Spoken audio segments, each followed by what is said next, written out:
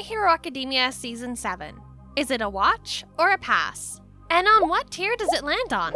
Hello everyone, Barry here. My Hero Academia continues with Season 7. It's been a while since My Hero Academia started. I remember watching Season 1 and thought to myself, this looks like Japanese X-Men. Looking at it now, I think the whole Marvel universe is a better comparison. Man, Seasons 1 and 2 were so good. I was so interested in the concept. And then the other seasons came. The interest slowly died down for me. I personally liked Allmight. He's like Superman. But Allmight's reign is about to end. My Hero Academia revolves around passing Allmight's powers to Midoriya, his classmates at the UA Academy, and Shigaraki. It's really a fascinating story about heroes and villains. So, how did it fare? If you've forgotten about the story of My Hero Academia, here's a quick recap. In this world, people can be divided into two categories, those with a certain unique power and those who don't. They call powers here quirks, and people with quirks can sometimes choose to become criminals. That's where the UA Academy comes in. This school trains kids with quirks to become heroes to keep the peace in the world. You need an actual license to become a hero in this world. The strongest hero is Allmight. The strongest villain is All for One. Now, All for One's quirk is that he can absorb other people's quirks by touching them. He can have multiple quirks, which is very rare. Allmight, on the other hand, has super physical strength, which is a part of... don't get confused now.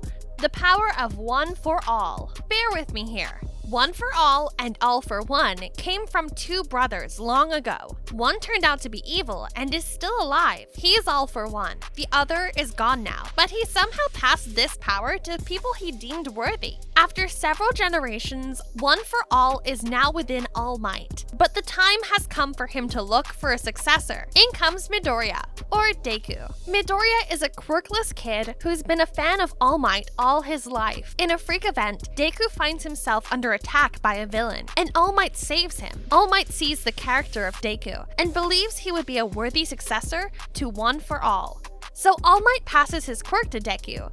But this doesn't happen instantly. It's a slow process, and Midoriya's body needs to adapt to that great power. Plus, he needs training on how to handle these newfound abilities. The perfect place for that is the UA Academy. UA Academy is this high-tech school that trains new heroes. It's staffed by the most capable heroes that use their quirks to level up these kids' education. Like one staffer's quirk is her ability to create gear to enhance quirks. UA Academy makes robots for the kids to fight with. This place comes alive with insane defenses if it's under attack. This is where most of the story takes place. Allmight isn't the only one looking for a successor. So is All for One. His chosen kid is Shigaraki. He's got a terrible past, and All for One is using all that anger to manipulate Shigaraki into following his will. Shigaraki is set to change the world and put an end to the heroes.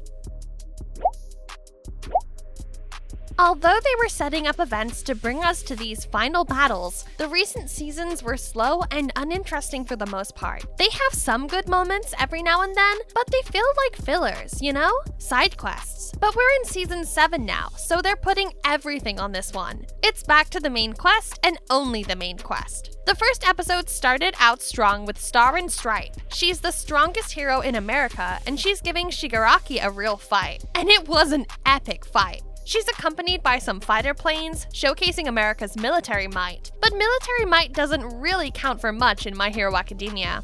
What matters is the quirk, and she's got an insane quirk. It's called New Order. She could command anything that affects the enemy, and the laws of physics and nature will bend to follow that order. As you can imagine, this is a godlike power. The only catch is that she needs to know the name of the person that will be targeted by that order. If you could gauge the intensity from 1 to 10, the whole season is a 10, from the beginning episode to the last. And it is awesome. The final epic fights are happening one after the other. People are dying, losing limbs, losing quirks. Entire cities are being decimated. All the trump cards are coming out. All the conflicts are being resolved one one way or another. The heroes set their trap.